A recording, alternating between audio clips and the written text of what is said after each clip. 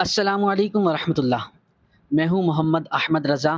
جو مجھے جانتے ہیں وہ جانتے ہیں، اور جو مجھے نہیں جانتے وہ بہت جلد جان جائیں گے۔ آج کا دن بھی الحمدللہ قرآن پاک کی خدمت اور بچوں کی تعلیم کے نام رہا۔ مدرسے پہنچ کر دن کا آغاز کیا اور معمول کے مطابق تدریسی سرگرمیوں میں مصروف ہو گیا۔ کچھ دیر بعد ایک کپ چائے کے ساتھ مختصر سا وقفہ لیا تاکہ تازگی کے ساتھ دوبارہ بچوں کے درمیان حاضر ہو سکوں۔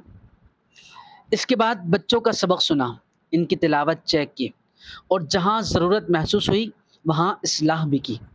ایک استاد کے لیے اس سے بڑی خوشی کوئی نہیں کہ اس کے شاگرد علم میں ترقی کرتے رہیں۔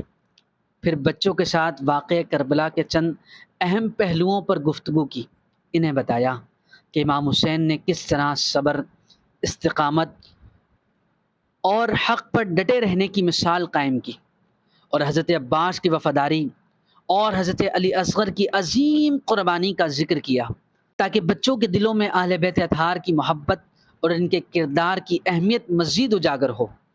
پھر ہم سب نے مل کر دعا کی کہ اللہ تعالی ہمیں علم نافع عطا فرمائے، قرآن پاک سے مضبوط تعلق نصیب فرمائے، اور اہل بیت اطہار کے نقش قدم پر چلنے کی توفیق عطا فرمائے۔ آخر میں بچوں سے مصافحہ کیا، ان کے لیے نیک تمناؤں کا اظہار کیا۔ اسی کے ساتھ آج کا یہ مختصر سا دن اختتام پذیر ہوا۔